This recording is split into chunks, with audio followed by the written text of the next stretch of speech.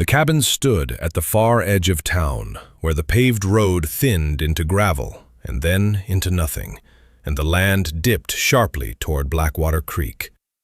Every morning, fog rolled up from that ravine and swallowed the yard whole. It didn't drift. It settled, thick, deliberate, like something laying claim. Inside, the air always carried the same layered scent: dried sage, old timber, lamp oil, and something faintly metallic underneath it all. The log walls were smoke-darkened from decades of use. Bundles of St. John's wort, wormwood, and mint hung upside down in neat rows. Clay jars lined the shelves beside wooden bowls worn smooth from years of hands and washing. A heavy cast-iron pot rested near the hearth. A braided rope of garlic swayed lazily from the rafters. And in the far corner sat an antique iron scale, ornate, heavy, stamped with a faded crown insignia from another century. Nathaniel Crow, the town called him Old Nate, though never to his face, sat alone at a rough wooden table lit by a kerosene lamp. Silver stubble shadowed his jaw. His eyes were pale, not blind, but washed out, like winter sky. In his long, knotted fingers he turned a thin juniper branch, stirring something dark in a clay cup. Outside, wind nudged the shutters with slow impatience. A dog barked somewhere beyond the creek. The knock on his door was hesitant. 2 light taps, then silence. Nate didn't look up right away. "Door's not locked," he said finally. It creaked open. A girl stood in the doorway, shifting her weight from one foot to the other. She couldn't have been older than 16. Sir? Her voice wavered. Is it okay if I come in? He lifted his eyes slowly, studying her without speaking. "You are?" he asked. Emily Carter. We just moved here, from Denver." She swallowed. "Mrs. Holloway down the road said you help people." Nate grunted softly. "I help folks who ask proper." She stepped inside. The floorboards creaked beneath her sneakers. She closed the door behind her and stood awkwardly, hands clasped together. "Sit," he said. She lowered herself onto a wooden stool. "What's wrong?" "My knee," she said quietly. "It just swelled up yesterday, out of nowhere. I can barely walk." "Nothing happens out of nowhere," Nate replied. "Everything's got a root." He rose slowly, joints cracking, and shuffled toward a shelf. He filled a shallow basin with water from a kettle and brought it back to the table. "Roll up your jeans." She hesitated only a second before doing as told. He dipped his hand into the basin and pressed his fingers gently against her knee. His touch was surprisingly warm. "Feels hot inside?" he asked. "Yeah, like it's burning." "You get bit? Spider? Ticks are thick this season." "No, I was barefoot in the backyard, just helping my mom pull weeds." "Barefoot," he muttered. "Ground ain't what it used to be. Folks poison it and call it natural." He placed his palm flat against her skin, didn't look at her, didn't blink. And then he began to whisper. The words weren't English, or if they were older than the version spoken now.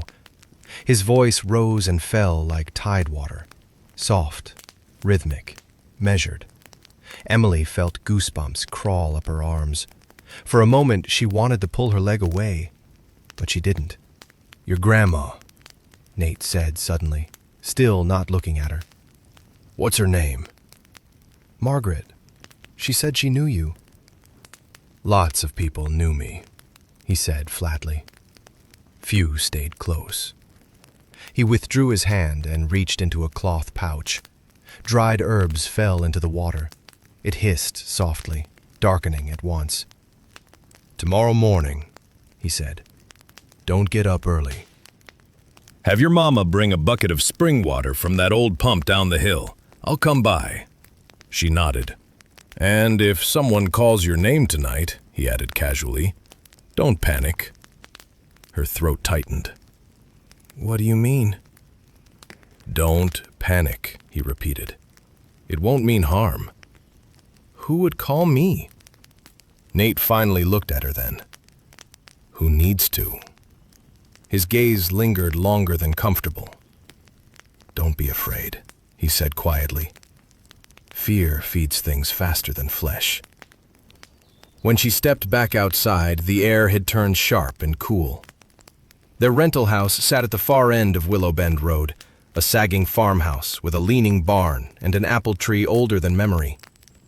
Beyond the backyard stretched tall grass and thin willow clusters hugging Blackwater Creek. Her dad had the TV on again, news anchors talking about riots, politics, the country unraveling in distant cities. The world felt loud and breaking. But out here, time didn't break. It just waited. That night, heat clung to the house like a second skin. Her father, Daniel Carter, shut off the TV after midnight. The house settled into creaks and sighs. Crickets took over the soundscape. Somewhere under the porch, something small scratched against wood. Emily lay in her narrow bedroom. Her knee felt better, not healed, but lighter. She rolled it experimentally. Strange. She thought about Nate's words. If someone calls your name tonight. She almost laughed at herself. Then she fell asleep. The darkness in rural Montana is different. It's complete, thick, total. Emily woke to a sound she couldn't immediately name, a soft, dragging noise, right beneath her window. She blinked at the red glow of her alarm clock, 11:55 p.m. The house was silent. Her parents breathed steadily through the wall. Her grandmother muttered faintly in her sleep. There it was again, a scrape, like fingernails against wood. Then the grass shifted. 2 steps, 3, and a voice. "Emily." It was raspy, dry, drawn out too long. Her blood turned to ice.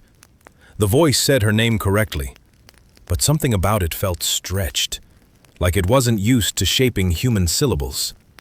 She sat up slowly. "Who's there?" she whispered. Silence. Then, "Just look out." Her heart hammered. "I don't know you," she said, louder now. "Friendly," the voice answered softly. "Won't hurt you." She remembered Nate's words. Don't panic. The curtain moved slightly. Moonlight fell across her floor. She stood on trembling legs and approached the window, carefully, quietly. The yard looked empty. Apple tree, tall grass, no one. "Emily," it breathed again, closer, right below her. She swallowed. "If you don't leave," she said, forcing strength into her voice, "I'll wake my dad." A faint, wet sound, almost a chuckle. "Wake him." Her stomach twisted. "Just smile," the voice whispered.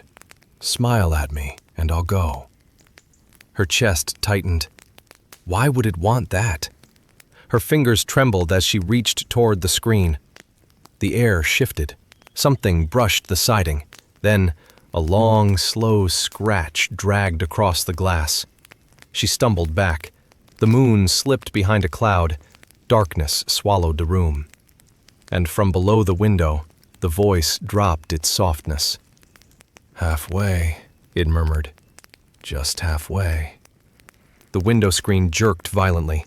Metal staples popped loose. Something grabbed through. Not strong, but many points of pressure at once. Cold fingers grazed her ankle.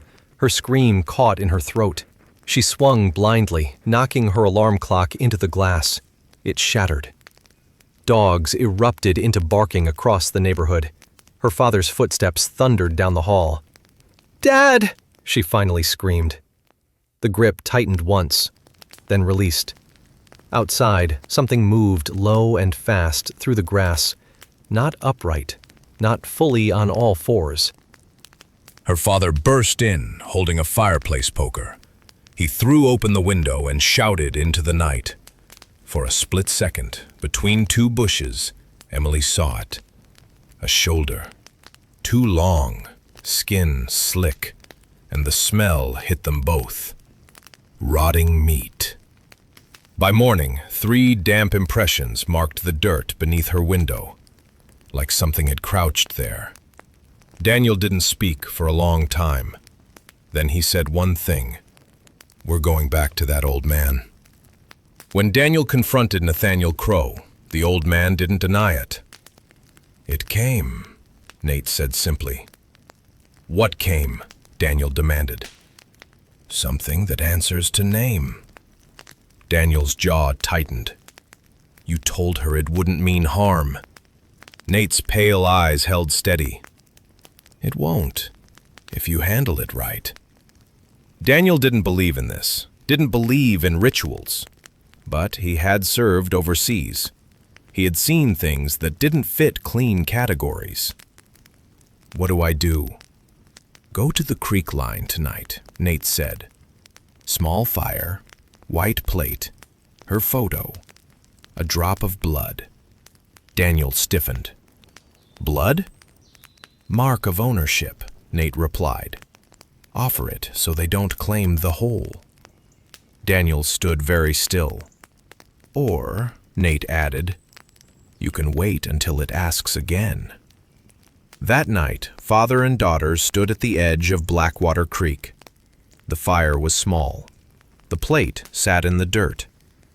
The photograph, Emily smiling in a sunlit Denver studio, lay atop it. The woods around them breathed. And then, the smell returned. Whispers rose from both sides of the dark. "Emily." Daniel held the knife out. "Quick," he said. She pricked her finger. A single drop of blood fell. The whispers stopped. The plate shifted, moved, pulled slowly into shadow. "Take it," Daniel said firmly. "Leave her." A dozen voices inhaled together. Then, "One wish," they said in chorus. Daniel hesitated, but Emily surprised him. "I want to see you," she said. The silence stretched. Then the darkness peeled back. Dozens of shapes ringed the firelight. Low, bent, hairless in patches, skin wet and shining like fish belly. Black eyes without whites, mouths too wide, teeth blunt and broken. And they leaned forward as one. "See," they whispered. Emily didn't scream. Daniel didn't breathe. Then the darkness snapped shut. The fire crackled alone. The plate was gone. The photograph was gone. And somewhere deep in the trees, something laughed. When they returned home, Daniel locked every door, sat awake until dawn, and understood one thing clearly. You don't bargain with things that whisper in the dark, because they never collect immediately. They wait, and they always come back. The thing about terror is this. It doesn't end when the sound stops. It lingers in the air, in the walls, in the spaces between breaths. The morning after the creek, Emily woke up before sunrise. She didn't know why at first. Then she realized the house was too quiet. Not normal quiet, not small town quiet. It felt listening. She lay still, staring at the ceiling. The faint gray light of dawn pressed against the curtains. For a long moment, she convinced herself it had all been adrenaline, stress, suggestion. Her knee didn't hurt anymore, not even a dull ache. It felt perfect. She flexed it under the covers. No swelling, no warmth, no stiffness. Her stomach dropped. From the hallway came the soft scrape of a chair. Her father hadn't gone to bed. She found him at the kitchen table, still in yesterday's clothes, coffee untouched in front of him. The old plate from last night, not the one from the ritual, but a normal kitchen plate, sat upside down on the table. He was staring at it, like he expected it to move. "You sleep?" he asked without looking up. "A little." "Good." He didn't ask how her knee felt. Didn't need to. They both knew. Her grandmother shuffled in from the spare bedroom, rosary beads wrapped tight around her wrist. She had that faraway look older people get when they're remembering something they hoped they'd buried. "They showed you," she said quietly. Emily nodded. Grandma didn't ask what they looked like. She didn't need to. Daniel finally looked up. "What were they?" he asked. Grandma hesitated. "In Appalachia," she said slowly, "my mother used to tell stories about things that lived between creeks and tree lines. Not demons, not ghosts." "What then?" Daniel asked. "Older," she replied. The word settled heavy in the room. By noon, Daniel had driven to the small sheriff's substation at the edge of town. Sheriff Tom Reynolds leaned back in his chair, boots crossed on his desk, hat tipped low. He was a practical man, 52, broad, calm. Seen meth labs, domestic calls, livestock mutilations. But when Daniel described the smell, Reynolds uncrossed his boots. "Rotting?" he clarified. "Like something dug up," Daniel said. Reynolds nodded slowly. "You're not the first to mention that this month." Daniel's pulse skipped. "Meaning?" "Couple livestock reports. Nothing taken, just disturbed. Fences bent inward, not out." He paused. "And last week, a kid said someone was whispering outside his window." Daniel leaned forward. "What happened?" Reynolds studied him. "Parents moved." That evening, Emily noticed something new. The apple tree in the backyard. It had lost leaves. Not from wind, not from drought. They had turned dark at the edges, almost black. And beneath it, the ground looked damp. Her father saw it too. He didn't say anything, just grabbed a shovel and began digging near the trunk. 3 inches down, the soil smelled wrong. Metallic. Sweet. "Dad?" Emily whispered. He froze. Because from the far end of the yard came the sound again. Not whispering, not words. Just breathing. Slow, measured, like something enormous was filling its lungs. Daniel stood, shovel raised. The yard looked empty, but the grass near the fence line bent, then stilled. That night, no one slept. They kept every light on, every curtain closed. At 1:12 a.m., the first knock came. Not on the window, on the front door. 3 steady knocks. Daniel grabbed his shotgun this time. He didn't ask who it was. He didn't say a word. The knocks came again, exactly 3. Emily's grandmother whispered something under her breath in a language none of them knew. Then, a voice from outside, clearer now, less rasp, almost human. "Daniel Carter." The shotgun trembled slightly in his grip. It knew his name. "You made an offering." The voice continued calmly.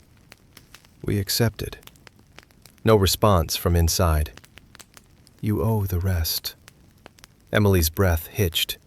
Daniel stepped toward the door. His wife grabbed his arm. "Don't," she whispered.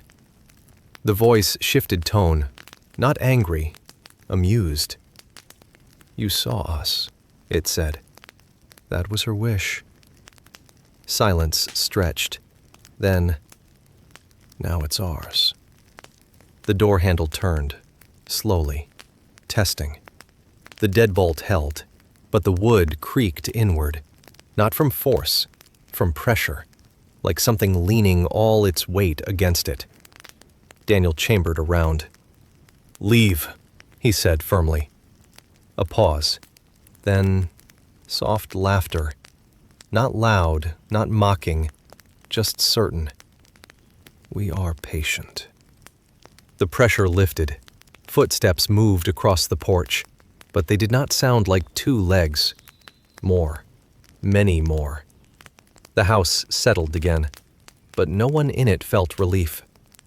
Because patience was worse than attack. The next morning, Sheriff Reynolds came personally. He inspected the porch. No footprints, but the wood of the front door, it had darkened, like something damp had pressed against it for too long. Reynolds touched it, pulled his hand back. "What is that?" Daniel asked. Reynolds didn't answer. Instead, he looked toward the tree line. Then at Emily. "You said you saw them," he said carefully. "Yes." "How many?" "A lot." Reynolds inhaled slowly. "All right," he said finally. "I'm increasing patrols." He didn't look convinced. By the fourth night, the town had begun to change. Dogs barked constantly after sundown. Birds avoided the creek. And the fog, it no longer stayed in the ravine. It crept toward houses, like it was searching. Emily stood at her bedroom window, curtains closed, and listened. She could feel it now. Not outside, inside. Like a pull, not fear. Recognition. Her grandmother noticed it too. "You must not answer," she warned. "I'm not," Emily said, but she didn't sound certain. Because something else had changed. The whispers, they no longer sounded hungry. They sounded familiar. At 2:03 a.m., her phone lit up. Unknown number. She stared at it. It rang once, twice, 3 times, then stopped. A text appeared. "Look outside." Her blood turned cold. She didn't move. Another text. "We don't need the window." The power went out. Every light in the house snapped to black. The silence that followed felt physical. Then, a single knock on her bedroom door, inside the house. Her father shouted from the hallway, but his voice sounded far away, distorted, like it was underwater. The knock came again, closer, slower. Emily stepped backward. Her bedroom door handle began to turn, very, very slowly. And from the other side, in a voice that sounded almost like her own, came a whisper. "Halfway." There's a moment, right before something breaks, when the world feels stretched thin, like glass about to spider. Emily stood frozen in the dark, her bedroom swallowed by the sudden blackout. The only light came from her phone screen, dimming slowly in her trembling hand. The door handle turned another inch. Slow, deliberate. From the hallway, her father's voice echoed, but wrong, distorted, like it had traveled through water. "Emily, don't open it!" The whisper on the other side of the door sounded almost identical to hers now. Soft, curious. "Halfway." The handle stopped, then reversed, slowly returning to its original position. The house fell silent. Not a normal silence, a listening silence. Daniel burst through the hallway seconds later, shotgun raised. He kicked her door open. "Did you touch it?" She shook her head. "No." Her grandmother stood behind him, clutching her rosary so tight her knuckles had turned white. "It crossed," she said quietly. Daniel looked at her. What crossed? The boundary. The power returned 20 minutes later. No explanation, no flicker beforehand. Just light, as if nothing had happened. But something had. The air inside the house felt different now, thinner. Emily's phone buzzed again. No number, just a blank sender. A single message. "You invited us twice." Her chest tightened. "I didn't," she whispered. But even as she said it, she remembered. The creek. Her wish. "Show me what you look like." And the night at the window. Her answering, speaking back. Halfway. By morning, Blackwater Creek had flooded its banks. Not from rain. The sky had been clear for days. Yet the water line had risen nearly 2 feet. Sheriff Reynolds stood at the edge of the Carter property with 2 deputies, staring at the murky current. "Groundwater surge," one deputy offered.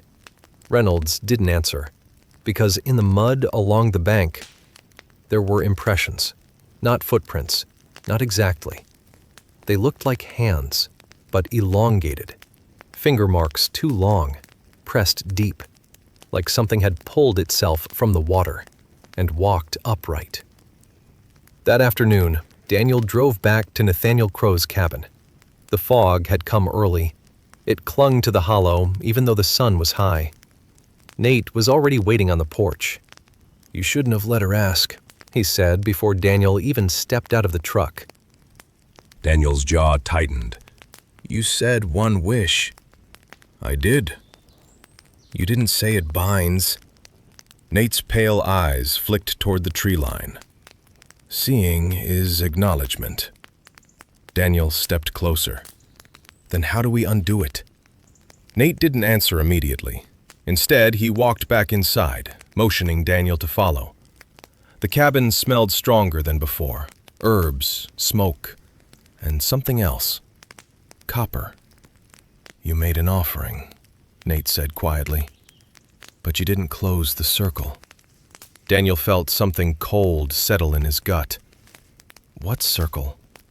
Nate looked at him like a man explaining gravity to someone who'd never fallen. "When you deal with creek things, hollow things, you don't just give. You sever." "Sever what?" "Their claim." Daniel's patience snapped. "They're in my house." Nate's voice stayed calm. "Not yet." A beat. "But they're closer than they were." Back at the Carter house, Emily felt it before she saw it. The mirror in her bedroom. It wasn't reflecting properly. Not dramatically, not enough to scream, but enough to notice. When she stepped closer, her reflection lagged, just slightly, half a second behind her movement. Her breath shortened. She lifted her hand. The reflection lifted its hand, but slower. And its smile came before hers did. She stumbled backward. The mirror returned to normal instantly. Her grandmother stood in the doorway. "You felt it too," Grandma whispered. Emily nodded. "They're learning your shape." That night, Sheriff Reynolds set up patrol outside Willow Bend. He parked near the Carter property, engine off, lights out. He didn't believe in folklore, but he believed in patterns, and something in this town was shifting. At 1:47 a.m., the fog rolled in. Not drifting, rolling, thick and fast. It swallowed his cruiser in under 30 seconds. Reynolds reached for his radio. Static. He stepped out of the vehicle. The air felt damp, heavy. The fog wasn't white. It had a grayish tint, like ash suspended in water. Then he heard it. Not whispering. Not yet. Footsteps. Around him. Circling. He turned slowly. "Sheriff?" a voice said calmly behind him. He spun. No one there. "Tom Reynolds." His blood froze. The voice had spoken his full name, from his left now. "We accepted." His hand moved toward his holster. "You owe the rest." The fog thickened. Shapes began to form at its edges. Low, bent, watching. Reynolds fired once. The gunshot cracked through the hollow, echoed, then vanished. The fog swallowed the sound like it had never happened. And then, silence. The shapes disappeared. The fog thinned. His cruiser reappeared. His radio crackled back to life. No one else on the force had heard the shot. Back at the house, Emily woke to something brushing her hair. Soft, gentle, like fingers testing strands. She didn't move, didn't breathe. The brushing continued from the foot of her bed. "Halfway," it whispered. But this time, the voice didn't sound curious. It sounded patient. Her father burst into a room seconds later, shotgun raised. The brushing stopped. Nothing was there, but the foot of her blanket was damp. The next morning, Sheriff Reynolds didn't file a report. He didn't tell his deputies what he'd heard, but he drove straight to Nathaniel Crow's cabin. Nate was chopping wood when Reynolds pulled up. "You heard them," Nate said without turning around. Reynolds didn't deny it. "What are they?" the sheriff asked quietly. Nate split another log. "Not demons. That's not helpful. Not ghosts either." Reynolds stepped closer. "Then what?" Nate finally looked at him. "They're what's left." A beat. "When something ancient loses its body, but keeps its hunger." Reynolds felt a chill run down his spine. And they want the girl. They want the invitation, Nate corrected. That night, the Carter house did not wait for knocking. At exactly 2:03 a.m., every mirror in the house cracked simultaneously. Not shattered, cracked. Thin spiderweb fractures radiating from the center, and in each fractured surface, for just 1 second, every reflection in the house smiled, even the ones whose owners did not. Emily screamed. Daniel fired a shot into the hallway mirror. Glass exploded outward. But the smile in the shards remained. Whispering now, unified, closer than ever. Halfway. And for the first time, the voice no longer sounded outside. It sounded inside the walls, inside the plumbing, inside the hollow spaces between studs and beams, like the house itself had begun to breathe. There's a sound a house makes when it's dying, not collapsing, not burning, dying. It doesn't scream. It settles. It exhales in long, tired breaths through its pipes and beams. By the 5th night, the Carter house was breathing. Daniel hadn't slept in nearly 40 hours. He sat at the kitchen table again, shotgun across his lap, staring at the dark hallway where the mirror used to hang. Shards still glittered in the cracks of the hardwood floor. He hadn't cleaned them up, didn't want to turn his back on them. Every now and then, one of the fragments would catch light from the overhead bulb and flash, like something blinking. Sheriff Reynolds had parked down the road again. This time, he wasn't pretending it was routine patrol. He left his cruiser running, engine idling. Grandma Margaret had drawn a line of salt across every doorway in the house, every windowsill, even along the baseboards. She didn't explain why. She didn't need to. Emily hadn't left the living room all day. The mirrors were covered now, towels, sheets, duct tape. Still, she felt watched, not from outside, from angles, from reflections that no longer existed.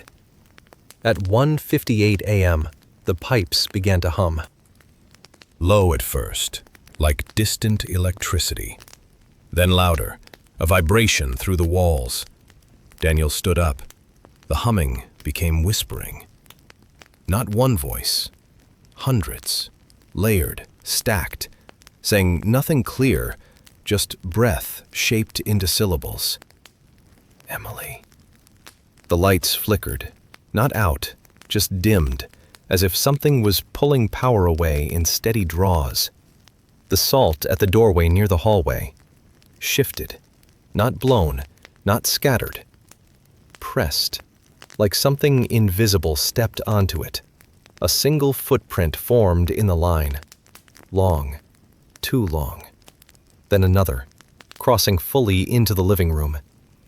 Grandma Margaret stood up slowly. "It's inside," she said. Daniel raised the shotgun. "Show yourself." The whispering stopped. Dead silence. Then, the television turned on. Static, snow filling the screen. The volume rose by itself. White noise swallowed the room. And in the static, shapes began to flicker. Faces, low and bent, eyes without white, smiling, halfway. Emily's chest tightened. "No," she whispered.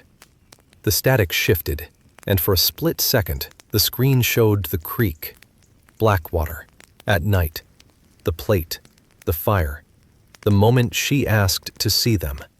Then, the image zoomed, past the fire, past the figures, into the dark behind them, where something larger stood, watching even them. And the static snapped back. The television went black.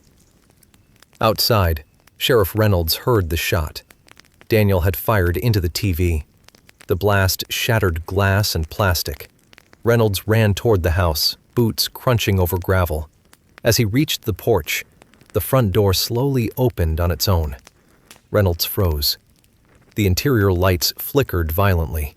The air pouring from inside felt cold, wet, like air rising from a cave. He stepped inside cautiously. Daniel stood in the living room, shotgun smoking, the salt lines all broken, not smeared, pressed flat, like something had walked deliberately through every one. Emily stood near the hallway, not moving. Not blinking. Her eyes were focused on something behind Reynolds. He turned slowly. The hallway mirror, the one Daniel had shattered. Its shards on the floor were standing upright, every fragment balanced vertically, reflecting the room from dozens of fractured angles. And in every piece, a different version of Emily stood.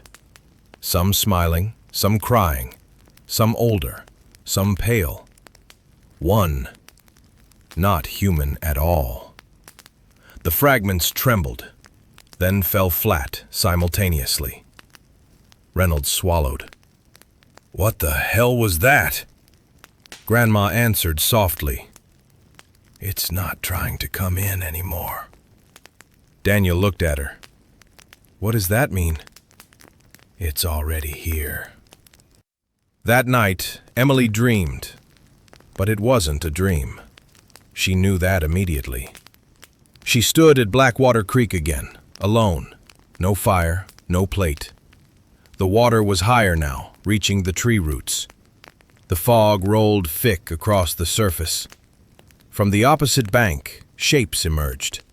The same bent figures. But they were not watching her this time. They were kneeling, facing something deeper in the fog, something massive, something tall enough to block the faint moonlight behind it. It didn't whisper. It didn't move. It simply existed. And the smaller things bowed toward it. Then, they turned toward her, in unison. "You asked." The large shape behind them shifted slightly, and the creek water began to rise, up her ankles, her knees, her waist, cold, heavy. She couldn't move. "You invited." The water reached her chest, her throat. "You belong halfway." She woke, choking, her bed soaked, not with sweat, with water, real water, cold and murky. The smell, rotting, metallic. Daniel burst in. He stopped dead when he saw the sheets. The floor beneath the bed was wet, trailing, like something had dragged itself away toward the hallway. Sheriff Reynolds didn't wait for protocol anymore. He ordered 2 deputies to remain outside the Carter house at all times. He called in wildlife control, state troopers, anyone who would answer without laughing. But the reports had started piling up. 3 dogs missing, 2 livestock mutilations, and 1 elderly man found wandering barefoot near the creek at 3 a.m., whispering, "Halfway."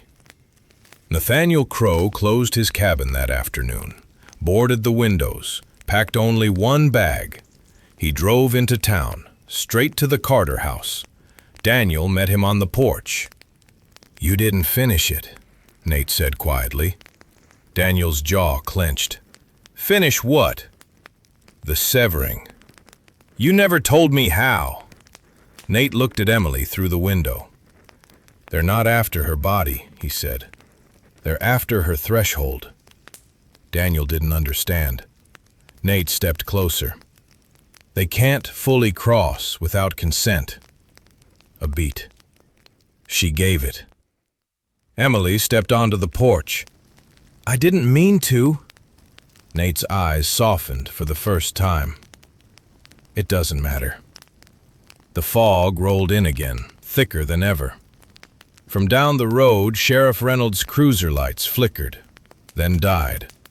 The street lights along Willow Bend popped one by one, darkness swallowing the entire block. The air pressure changed, like before a storm. The ground beneath their feet vibrated, not violently, but steadily. From the direction of the creek came a sound no one had heard yet. Not whispering, not breathing. A low, sustained tone. Like something ancient clearing its throat. The trees along the property line bent inward, not from wind, but from gravity, pulled toward something unseen. Nate's voice dropped. "It's coming itself now." Daniel stepped in front of Emily, shotgun raised. "Then we end it." Nate shook his head slowly. "You can't shoot a threshold." The fog reached the yard, crawled over the grass, up the porch steps. Cold wrapped around their ankles, and from inside the house, from the walls, from the pipes, from the hollow beams, came the unified whisper. Not asking anymore, not negotiating, claiming. Whole. There's a difference between something approaching and something arriving. The fog didn't rush. It advanced with certainty, up the porch steps, across the wooden boards, through the cracks in the siding. It didn't swirl like weather. It flowed like intention. Daniel felt it wrap around his boots first, cold and damp, but heavier than mist should ever be. Sheriff Reynolds' cruiser lights flickered one last time down the road, then went completely black. The entire stretch of Willow Bend disappeared into gray.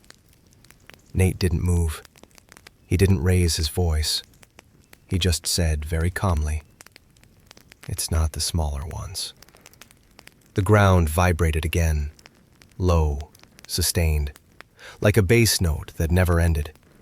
Emily's chest tightened. The sound wasn't outside. It was inside her ears, inside her teeth, inside the hollow of her bones. The whisper that had once circled the house now filled it entirely. Not layered, unified. Not halfway, not anymore. Whole. Daniel stepped backward into the doorway, forcing Emily behind him. The shotgun felt too small now, too mechanical, too human. The front yard shifted, not visibly, but spatially. The apple tree seemed farther away, the fence line closer. The world bent subtly, like heat distortion over asphalt. And then, the fog parted. Not completely, just enough. Something stood beyond it. It wasn't shaped like the smaller ones. It wasn't bent. It wasn't low. It was tall. Too tall. Its outline stretched upward beyond the tree line, but it didn't block the sky. The sky seemed to avoid it. Where it stood, The air dimmed. Not shadow. Absence. Daniel's breath stalled. "What is that?" he whispered. Nate answered without looking away. That's what they answer to. The smaller figures began to emerge at the edges of the yard. Dozens, low and wet-skinned, moving in coordinated stillness. They didn't look at the family. They faced the tall shape, waiting. Emily felt something shift in her chest, a pull. Not toward the creatures, toward the tall thing. It didn't whisper her name, it didn't speak at all, but it recognized her, and she knew it did. "You asked to see," Nate said quietly beside her. "You were seen back." The tall shape leaned forward slightly, and the ground between it and the porch darkened. Not with shadow, with depth, like a doorway being drawn in reverse, opening inward. The threshold.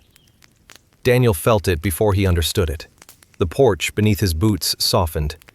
Not physically, conceptually, like standing on the edge of something that didn't exist yesterday. The house groaned behind them. Every board, every nail, every beam, not collapsing, yielding. The whisper returned, but slower now, measured. "Whole." Emily's voice came out thin. "I don't want this." The smaller figures tilted their heads. The tall shape did not move. Nate turned to her fully now. "There's only one way it stops." Daniel snapped toward him. "What?" Nate didn't answer Daniel. He kept his eyes on Emily. "You have to close what you opened." "I don't know how." "You do." She shook her head violently. "No, I don't." The fog thickened around their legs. The porch railing warped slightly inward. The front door behind them bent at the hinges. Not from force, from invitation. Daniel grabbed her shoulders. "Em, listen to me." Her eyes were locked on the tall figure. "It's not trying to take me," she whispered. "No," Nate said. "It's trying to finish you." That word cut through everything. Finish. Not kill, not harm.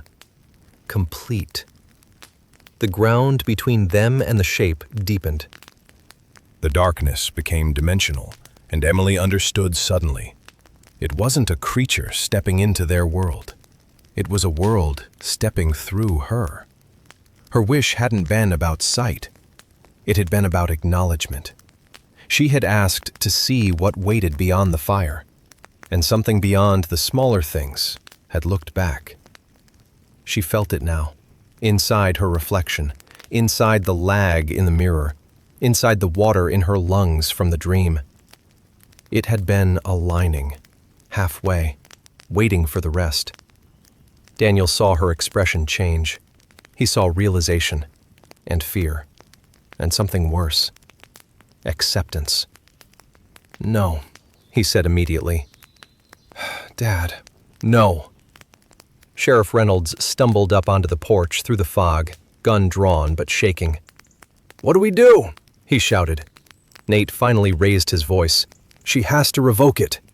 "How?" Daniel demanded. Out loud. The whisper grew louder. The smaller creatures began to circle the yard. The tall shape leaned closer, and for the first time, it spoke. Not a whisper, not layered. One voice, deep, resonant, like wind moving through a canyon. "You opened." Emily's knees weakened. Daniel held her upright. The voice continued. "You asked." The yard darkened another shade. "You saw." Emily closed her eyes, and for a moment, everything went quiet. Not outside, inside her. She remembered the creak, the fire, the plate sliding into shadow. Her words, "Show me what you look like." She had been afraid of not knowing, of imagining worse than reality. She thought seeing would give her power. Instead, it gave them presence. She opened her eyes. The tall shape towered in front of her, the darkness between them almost touching the porch, the smaller ones now completely still, waiting. She stepped forward. Daniel grabbed her arm. "Em." She gently pulled free. The fog wrapped around her ankles, cold, but no longer invasive. She looked directly at the tall shape, and for the first time, it didn't feel curious. It felt expectant. Her voice shook, but she didn't look away. "I take it back." The whisper around them stuttered. The tall shape did not move. "I take back my invitation," she said louder. "You don't have my threshold. You don't have my name. You don't have my consent." The word hit the air like a dropped stone. Consent. The smaller figures twitched. The tall shape's outline flickered. "You opened," it repeated. "I close it." The ground between them shuddered. The porch boards snapped back into place. The dark depth recoiled slightly. The voice deepened. "You saw." "I reject it." The fog pulsed. Sheriff Reynolds staggered backward as the air pressure shifted violently. The apple tree snapped upright. The fence line corrected. The house stopped groaning. The tall shape leaned closer. So close now that the absence around it swallowed the yard light entirely. And Emily felt one final pull. Strong, direct. If she stepped forward, if she let go, it would finish the alignment. Whole. Her father's voice cut through the roar. "Emily Carter!" Her full name, grounded, human, real. She inhaled sharply. "I belong here," she said clearly. "Not halfway, not whole. Here." The word echoed, not in the air, in the dark. And something broke. Not wood, not glass. Pressure. The tall shape fractured. Not physically, spatially. Like its edges couldn't hold shape without her agreement. The smaller creatures shrieked, not loudly, but sharply, as if pulled backward by invisible cords. The fog reversed. Not drifting. Sucked. Back toward the creek. The depth in the yard collapsed inward like a lung deflating. And then, silence. Complete. The streetlights flickered back on. Sheriff Reynolds' cruiser roared to life. The fog thinned to normal mist. The yard returned to its original dimensions. The apple tree stood still, the fence line straight, the porch solid. The smaller creatures, gone. The tall shape, gone. The air smelled only like wet grass. Emily swayed. Daniel caught her before she hit the boards. Nate exhaled for what felt like the first time in hours. Sheriff Reynolds stared at the empty yard. "That's it?" he whispered. Nate shook his head slightly. "For now." Daniel held his daughter tightly. "You okay?" She nodded weakly. "My knee hurts again," she said. And somehow, that was the most comforting thing anyone had heard all week. By morning, Blackwater Creek had receded. The mud impressions were gone. The mirrors in the house were just cracked glass again. Not smiling, just broken. Sheriff Reynolds filed no report. Livestock disturbances stopped. Dogs slept through the night. Nathaniel Crow returned to his cabin at the edge of the hollow. Daniel replaced every mirror in the house. But he left one shard, small, framed, not as a reminder of fear, but of a boundary. Because he understood something now. There are things that wait in the dark, not demons, not ghosts, older. They do not force their way in. They ask. They whisper. They wait for halfway. And if you ever hear your name called from the other side of glass, you don't answer. Because the line between worlds isn't a wall. It's a door. And doors open both ways. If this were the kind of story people like to tell themselves, it would end with the fog lifting. It would end with daylight, with birds returning to the creek, with a father holding his daughter and believing the danger had passed. And for a while, that's exactly what it looked like. Blackwater Creek receded to its normal banks within 2 days. The mud dried. The apple tree shed its blackened leaves and began pushing out new green buds, as if late spring had arrived twice. The smell of rot disappeared from the Carter yard. Sheriff Tom Reynolds drove Willow Bend every night for a week straight. No fog, no power outages, no livestock reports, no whispers. He didn't talk about what he'd seen. He didn't have language for it. Nathaniel Crow went back to his cabin at the edge of the hollow. The garlic still hung from the rafters, the herbs still dried in bunches. He resumed his quiet routine, as though nothing had tried to rewrite the edge of town. But he stopped leaving his windows uncovered after sunset. Daniel Carter repaired the porch railing, replaced the front door hinges, installed floodlights along the property line. Motion sensors, reinforced locks, steel deadbolts. He didn't speak much while doing it, but he watched the tree line every time.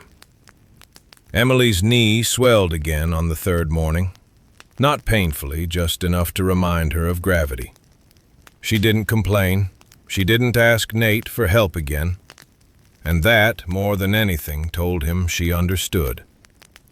2 weeks passed, then 3. The town settled. The fog returned to the ravine where it belonged. The nights grew quieter, almost ordinary. Almost. The first sign came on a Tuesday. Emily was at school, history class, second period. She was staring at her notebook when she noticed something strange. Her reflection in the dark screen of her turned-off phone. It blinked. She hadn't. She stared harder. It was normal again. Just nerves, she told herself. Just memory. But when the bell rang and she stood, the hallway mirrors felt wrong. Not broken, not cracked, just aware.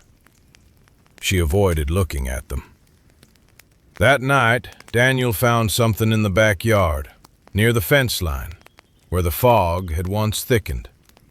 A shallow depression in the dirt, fresh, as if something had pressed its palm there.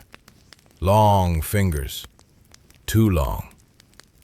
He didn't call the sheriff. He didn't call Nate. He filled it in with soil, packed it down, and installed another floodlight directly above the spot. Sheriff Reynolds had started waking up at exactly 2:03 a.m. every night. No alarm, no sound, just awake, heart racing. He began sleeping with the lights on. He told himself it was stress, adrenaline crash. But on the 4th night, his bedroom mirror fogged from the inside. Not condensation, not steam. Letters formed slowly across the glass. Not scratched, written. Half. He wiped it with his hand. The words smeared, but the fog remained. And beneath the smear, another word began forming. Way. He smashed the mirror with his fist. The fog disappeared instantly, but the cut on his knuckles didn't bleed. Nathaniel Crow felt it too. Not presence, not invasion. An echo, like something unfinished. He stood at the edge of Blackwater Creek one evening at dusk, staring into the water. It flowed normally, reflected sky normally. But beneath the surface, just once, he thought he saw movement. Not fish, not debris. A shadow against the current, watching. He closed his eyes. "You don't get to try twice," he muttered softly. The water stilled, but it did not feel empty. Emily stopped dreaming about the creek, which was worse. Instead, she dreamed of hallways, long, narrow, dimly lit, with doors on either side, every door slightly open, and from behind each one, whispering, not calling her name, just breathing, waiting. At the end of the hallway, a mirror, unbroken, whole. She never reached it. She always woke before touching it, at 2:03 a.m. 1 month after the fog collapsed, the town lost power again. No storm, no accident, just darkness. Daniel was in the living room when it happened. Emily upstairs, Grandma asleep. The silence returned, the listening silence. Daniel's stomach dropped. He didn't move toward the window. He didn't speak. He waited. The house did not groan. The pipes did not hum. No whispers. Nothing at all. And that was wrong. He stepped slowly into the hallway. Every door closed. Every surface still. He climbed the stairs, each step deliberate. He paused outside Emily's room. Listened. Nothing. He opened the door. Emily was sitting upright in bed, awake, staring straight ahead. At the mirror. They had replaced it weeks ago, brand new, uncracked, uncovered, and in it, her reflection stood. But it was closer to the glass than she was. Daniel felt his throat close. "Emily," he whispered. She didn't respond. In the mirror, her reflection raised its hand. Emily did not. The reflection pressed its palm flat against the inside of the glass, and slowly, very slowly, it smiled. Not wide, not monstrous, just familiar. The same smile she had given the creek. Curious, uncertain, halfway. Daniel lunged forward and ripped the mirror off the wall. It shattered against the dresser, glass everywhere. Emily gasped, as if waking from underwater. The power came back on. The room returned to normal. The fragments on the floor reflected nothing unusual. Just a father, just a daughter. Breathing hard. But Daniel noticed something. One shard, small, near the baseboard.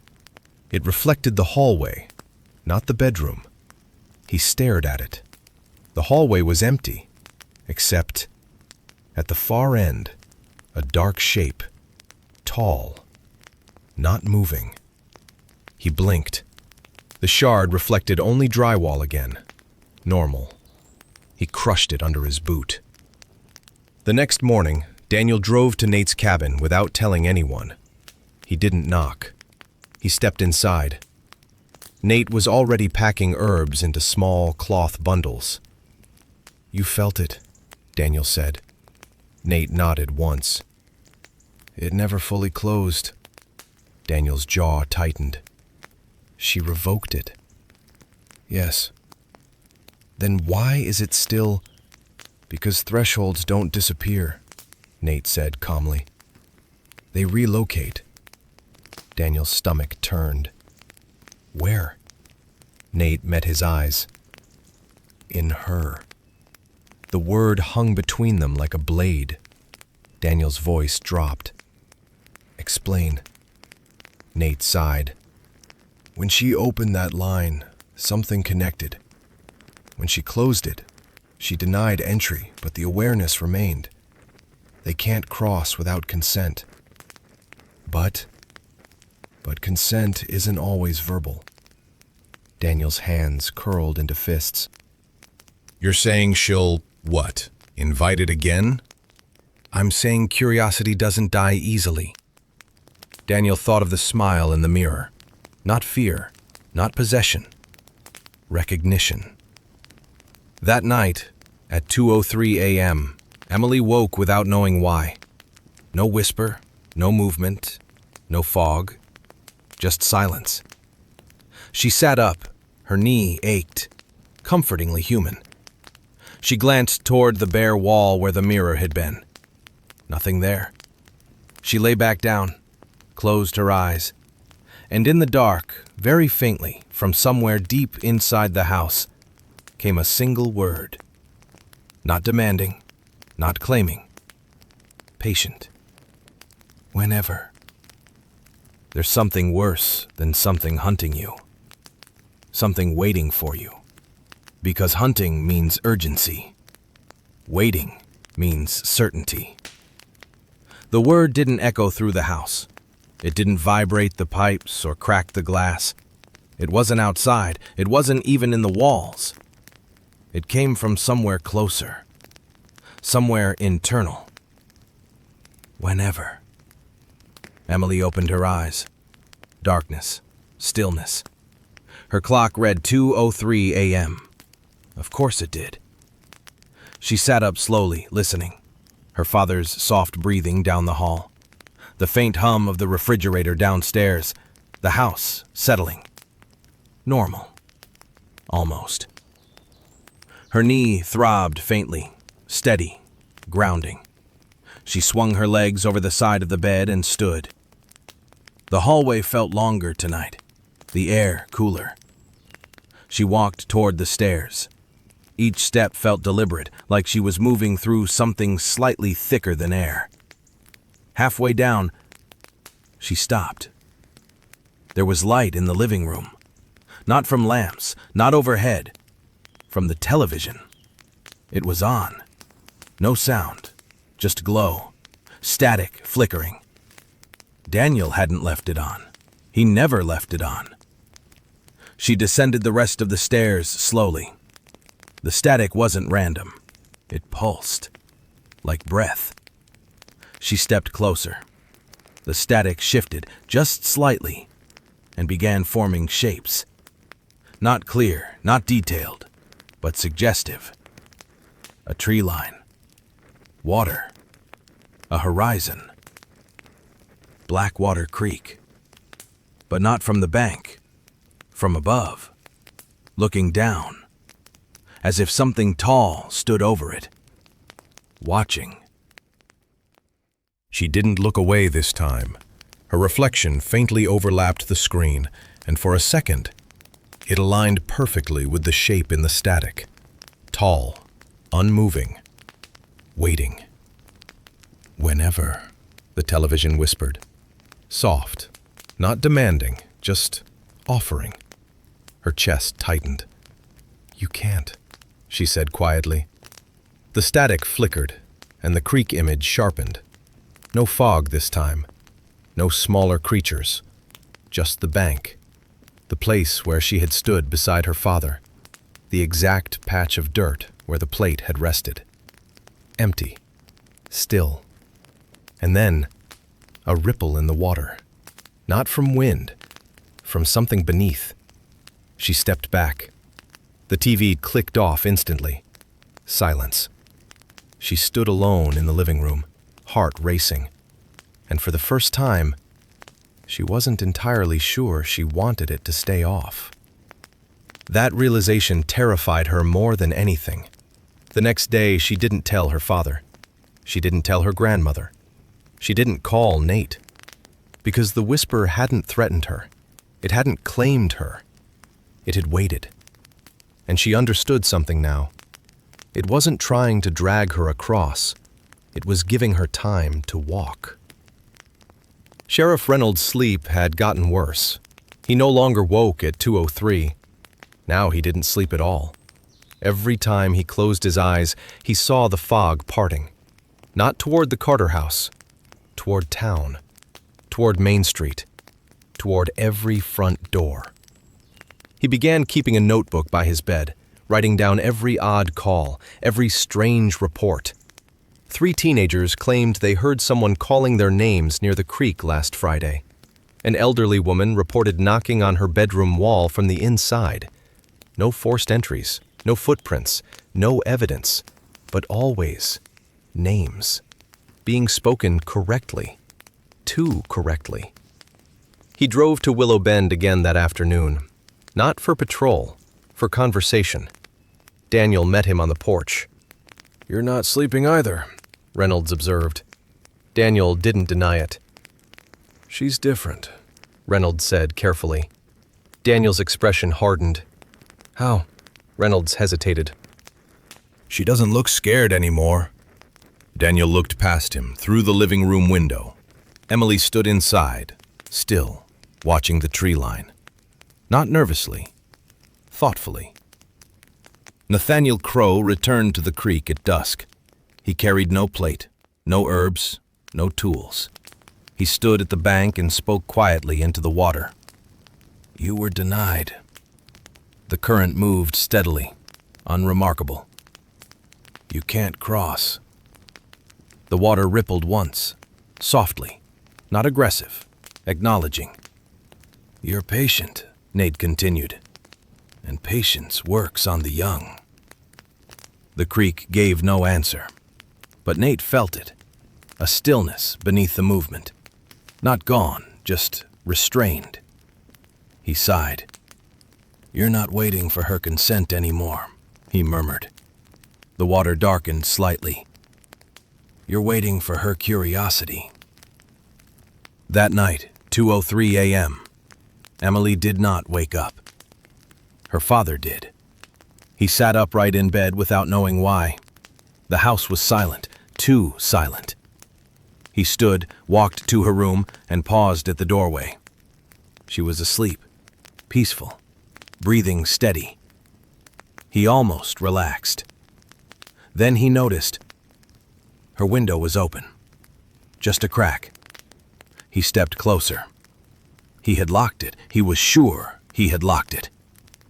The curtain shifted slightly in a breeze that shouldn't exist, and beneath the faint moonlight, he saw something in the glass. Not outside, inside the reflection. The outline of a doorway, behind her bed, where no doorway existed. His pulse pounded. He stepped fully into the room. The reflection shifted. The doorway widened slightly, just enough to suggest depth. He reached toward the glass, and the doorway inside it seemed to lean closer, as if distance were optional.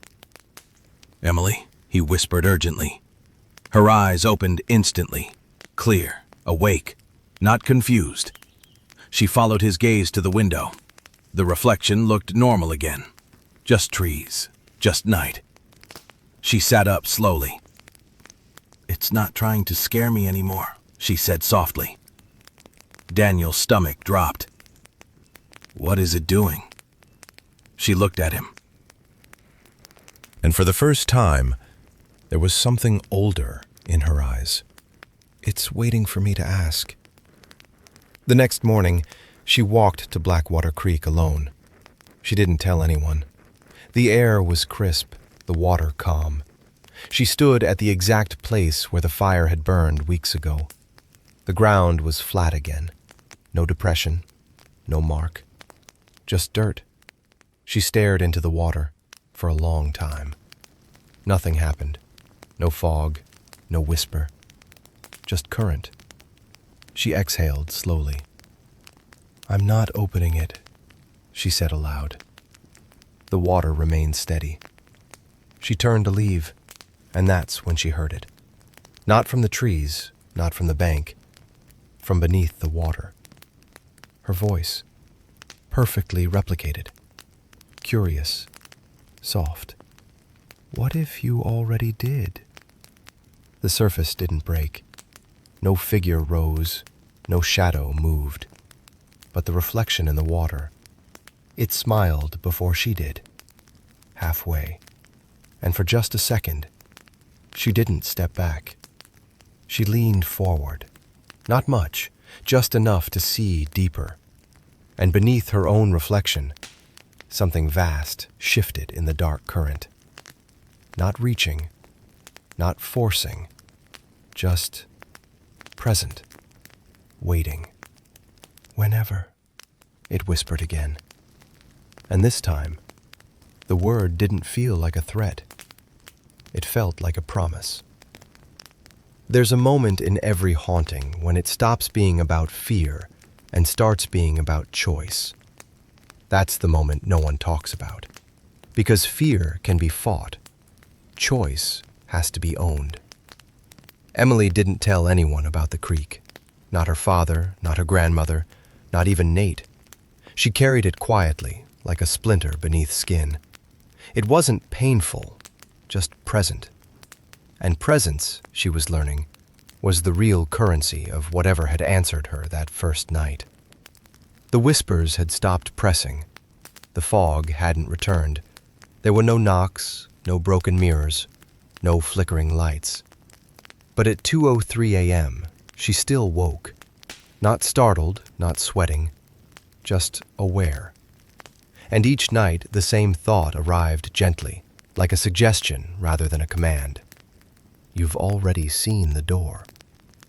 Daniel noticed the change before he understood it. Emily wasn't withdrawn. She wasn't frightened. She was attentive, watching reflections longer than necessary, pausing at windows, listening when the house creaked. Not in panic, in curiosity. That scared him more than any whisper. One evening, he found her standing in front of the kitchen sink, staring into the water as it ran. "Em?" he said carefully. She didn't turn immediately. "It's quieter now," she replied. "That's good." She nodded. "But quiet doesn't mean gone." Daniel stepped closer. "What does it mean?" She shut off the faucet. "It means it doesn't need to knock anymore." His throat tightened. "Talk to me." She finally faced him. "You think I closed it?" "You did." She hesitated. "I stopped it from crossing," she said slowly. "That's not the same as closing it." Daniel felt the room tilt slightly. Sheriff Reynolds had started avoiding mirrors. He shaved with the medicine cabinet open. He turned picture frames toward the wall before sleeping. Not because he saw things anymore, but because he didn't. The absence felt intentional, like being ignored by something that used to stare. He drove past Blackwater Creek one afternoon and saw Emily standing alone at the bank. He didn't stop. He should have. But something in him knew. This wasn't law enforcement anymore. This was negotiation. And he wasn't part of the conversation. Nathaniel Crow felt the shift too. Not escalation, not retreat. Stability. Which troubled him more than chaos ever had. He returned to the Carter house without being asked. Daniel opened the door before he knocked. "You feel it," Daniel said immediately. Nate nodded. "She's standing in it." Daniel stiffened. "In what?" Nate's pale eyes moved past him. To the threshold. They found Emily in the backyard at dusk, standing exactly where the fog had once thickened. The floodlight above her flickered once, then steadied. She wasn't looking at the tree line. She was looking at the air in front of her, like someone waiting for a late train. Daniel approached slowly. "Emily?" She didn't flinch. "It's not trying to take me," she said quietly. Nate stopped several steps behind Daniel. "It doesn't need to." Daniel turned sharply. "What does that mean?" Nate didn't answer him. He spoke to Emily instead. "You feel the doorway." She nodded once. "It's not outside," she said. "It's not at the creek." Daniel's pulse spiked. "Where then?" Emily placed her hand flat against her chest. "Here." The air around her shimmered, not visibly to anyone else, but she felt it, like heat rising off pavement. The tall shape wasn't forming. The smaller ones weren't gathering. There was no fog, no drama, just potential. "You rejected them," Nate said carefully. but you didn't reject knowing. Emily swallowed. I don't want to be afraid of it anymore. Daniel's voice broke. Then don't go near it. She looked at him softly. That's not how it works. At 2:03 a.m. that night, she didn't wake. She rose, not physically, not in body, but in awareness. The hallway from her dreams stretched before her again, long, dim. Doors cracked open on either side, whispers behind each one, but the mirror at the end was closer now. She walked forward, not pulled, not pushed, walking. The doors didn't open further. The whispers didn't grow louder. They waited. She reached the mirror. It was whole, unbroken, clear. She looked into it. Her reflection looked back. Normal, breathing, human. But behind her reflection, the tall shape stood. Not looming, not threatening, simply present. She didn't turn around. She kept her eyes on the glass. You're not trying to cross, she said quietly. The reflection's lips didn't move, but the voice answered. No. Then what are you waiting for? A pause. You. Her pulse steadied. For what? To choose. The hallway remained still. The doors remained cracked. You said consent matters, she said. It does. She stared at herself. You can't force me. No. And you can't cross without me. No. She exhaled slowly. Then why are you still here? The reflection tilted its head slightly. Because you are. That answer landed deeper than any thread. The hallway didn't shake. The doors didn't burst open. There was no horror. Just truth. She understood it then. The threshold wasn't a location. It wasn't the creek. It wasn't the yard. It wasn't the mirror. It was awareness. She had seen beyond, and you cannot unsee. The tall shape behind her reflection did not advance. It did not retreat. It simply existed in the space she now understood. You don't want my body, she said. No. You want my perspective. Yes. Her throat tightened. And if I say no? The reflection softened. Then you live. And if I say yes? A pause. You see. The word wasn't seductive. It wasn't sinister. It was honest. She felt the weight of it. To live in ignorance, or to stand at the threshold and look both ways. Behind her in the hallway, the doors began closing one by one, not slamming, just gently shutting. The whispers faded, until only the mirror remained. Only her. Only the shape behind her reflection. You said whenever, she murmured.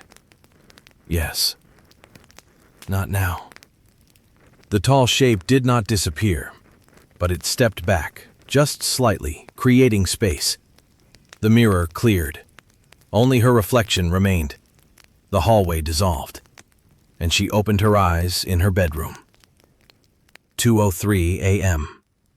Dark. Still. Her knee ached. Human. Grounded. Morning came quietly. No fog, no disturbances. Daniel watched her carefully over breakfast. You okay? He asked. She nodded. For now. Nate stood near the door, hat in his hands. You understand, he said gently. She met his eyes. Yes. Daniel's voice tightened. Understand what?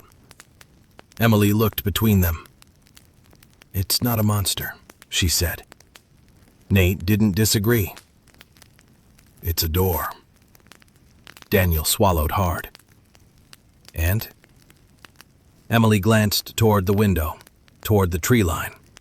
toward the world beyond it. And doors don't stop existing just because you close them. She stood from the table, picked up her backpack. See you after school. Daniel watched her leave. The morning sunlight looked normal. Too normal. Nate stepped onto the porch beside him. It won't force her, Nate said quietly. Daniel's jaw clenched. But? Nate's eyes drifted toward the horizon. It won't forget her either. Inside the house, in the faint reflection of the kitchen window, for just a second, the outline of a second doorway appeared behind Daniel's shoulder.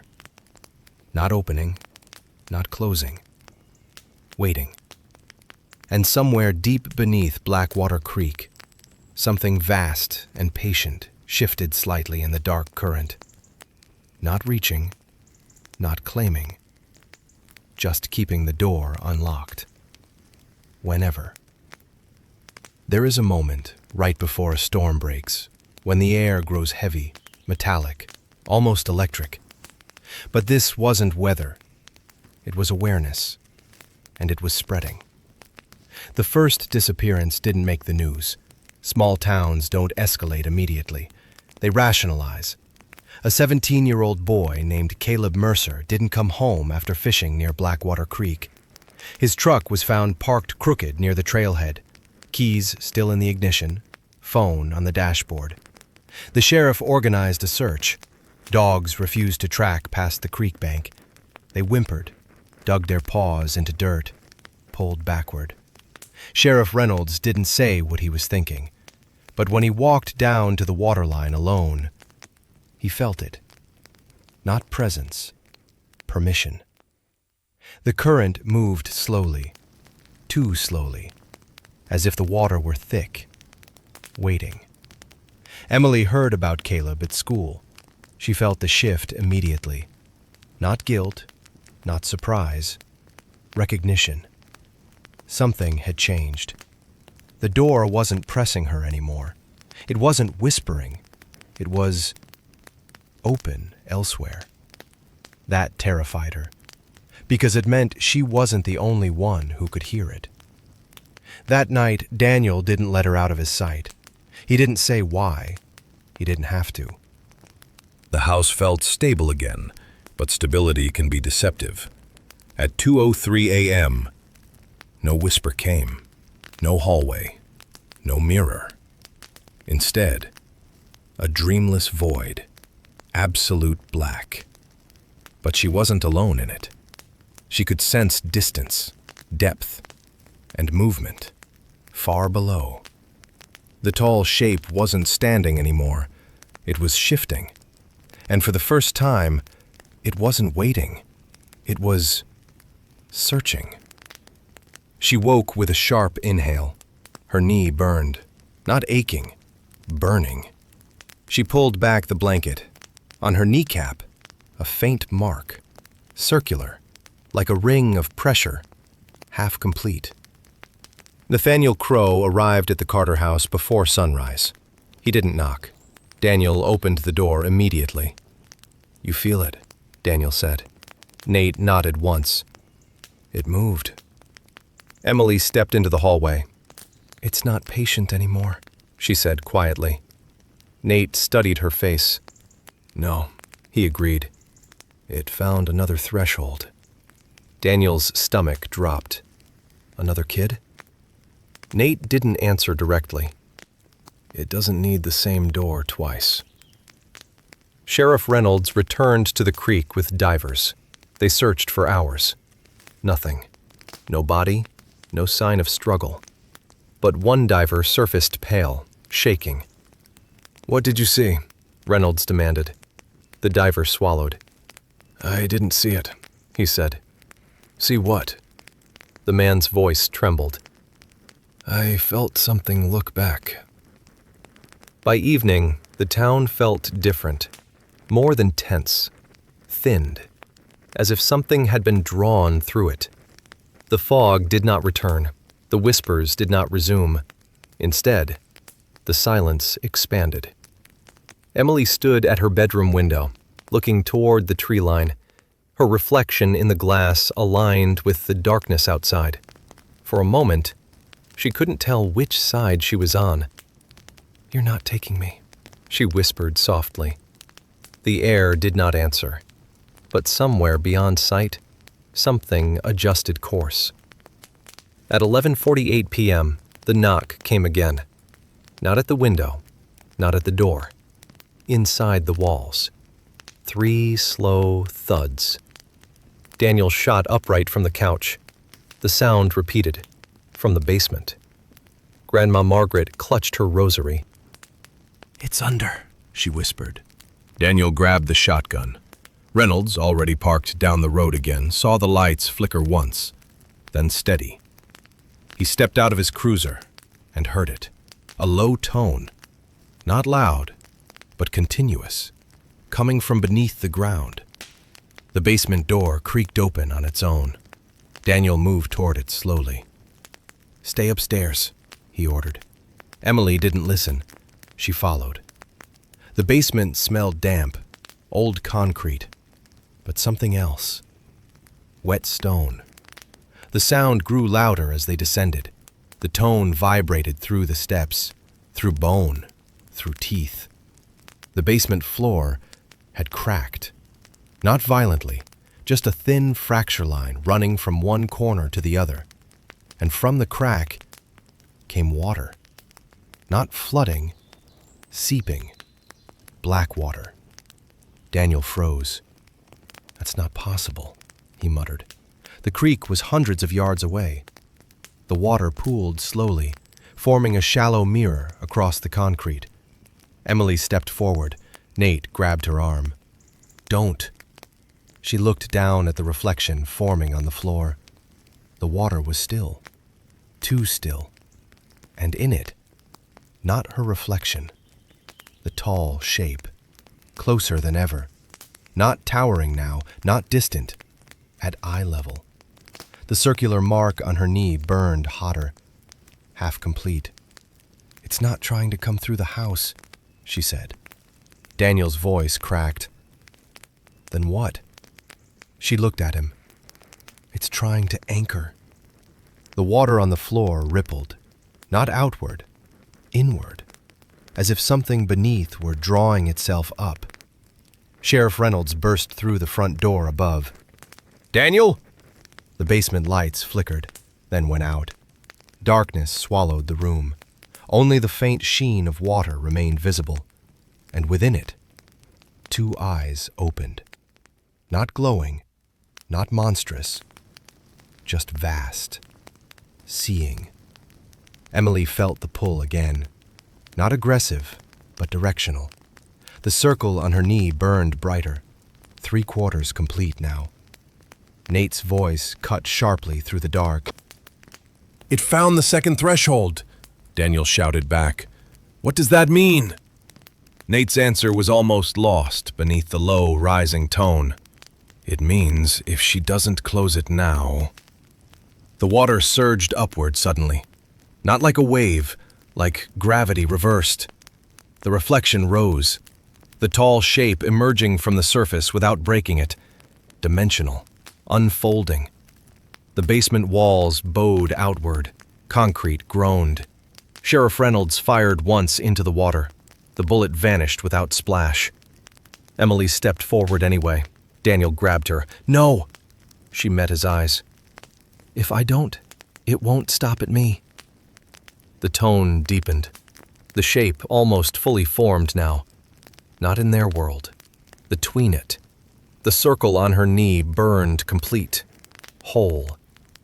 The word echoed again, not whispering, not asking, declaring. "Now."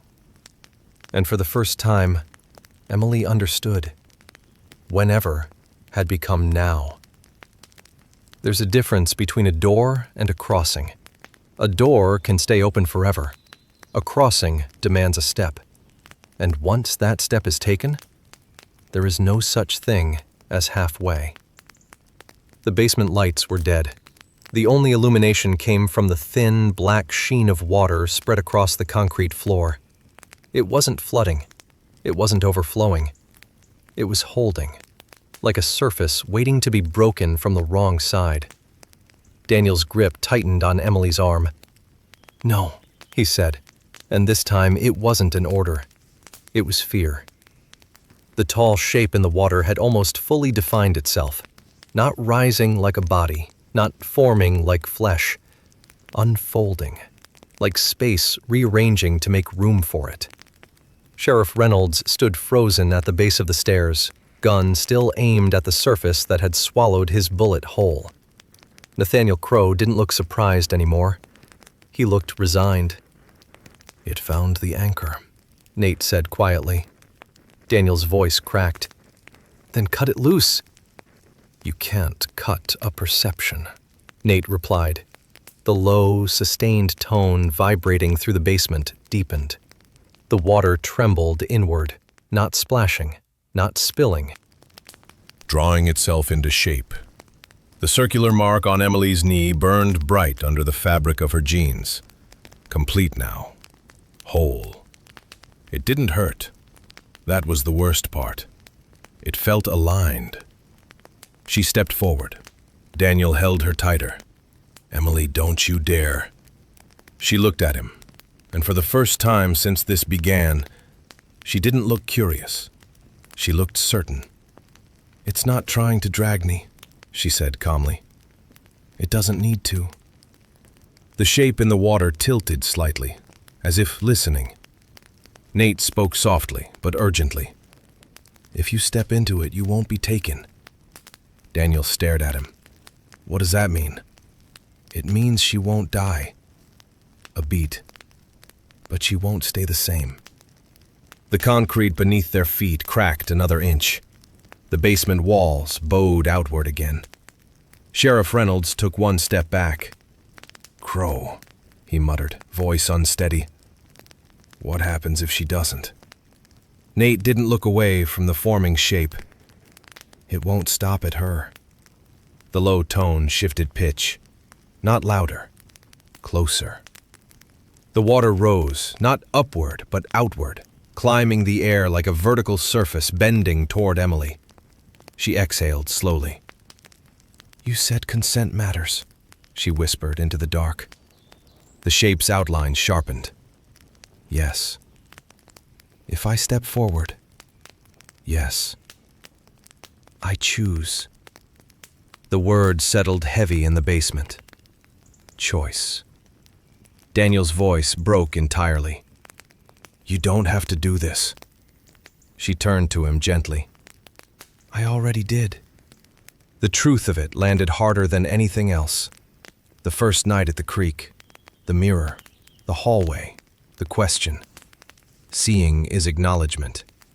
You cannot unsee. The water smoothed itself into a perfect surface. Still, waiting, not threatening, expectant. Sheriff Reynolds lowered his gun. Nate stepped aside. Daniel didn't move. Emily placed her hand over her father's, where it gripped her arm. "It's not a monster," she said softly.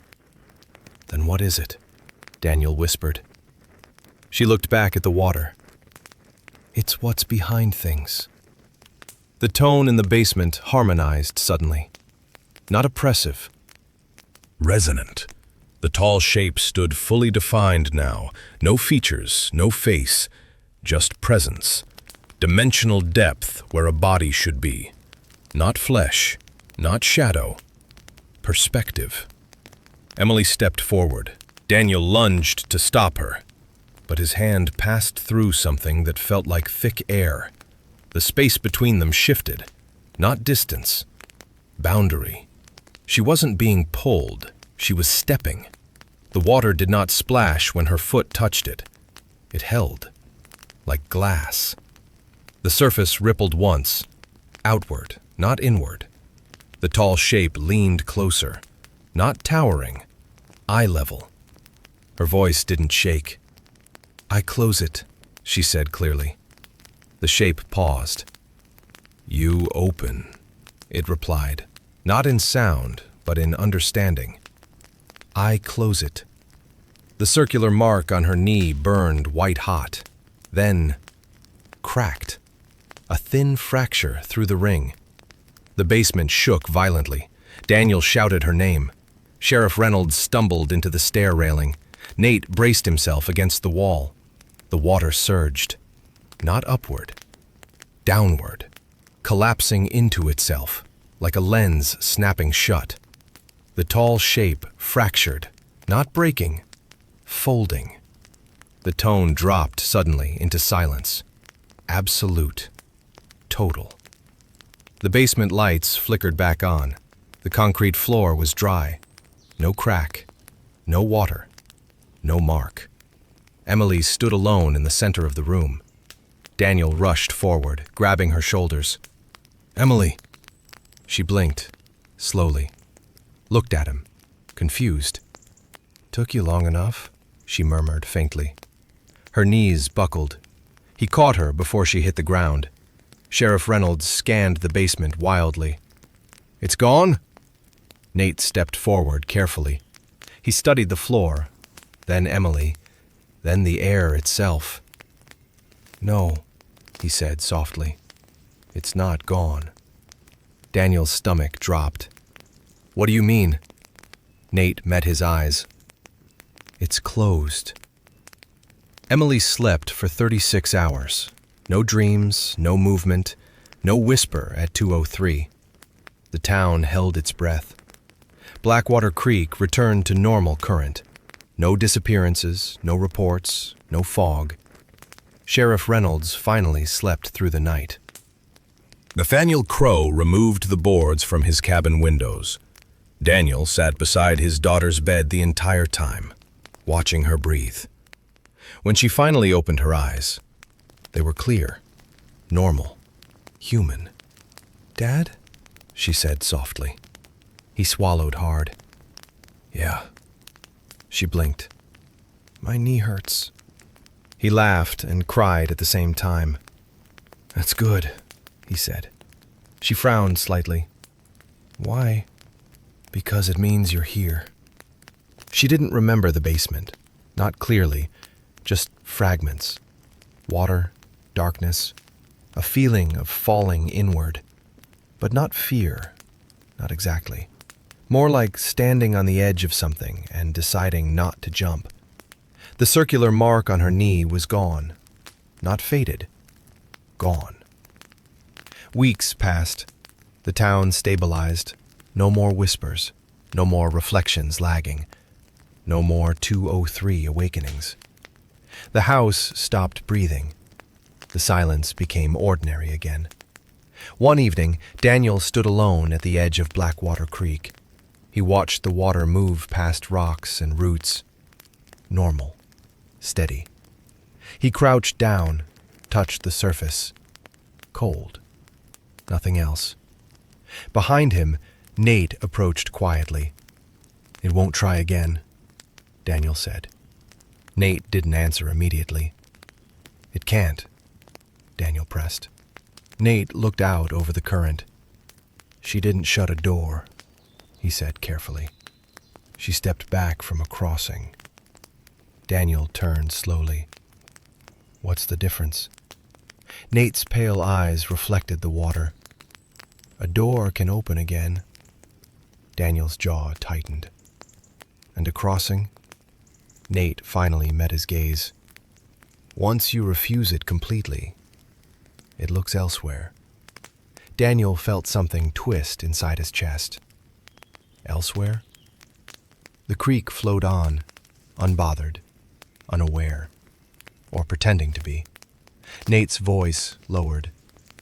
"Every threshold needs awareness." Daniel stared at the water, then at the town behind him, at the houses, the school, the streetlights flickering on as dusk settled. And for the first time, he understood something worse than fear. It wasn't about his daughter anymore. It was about the door existing at all.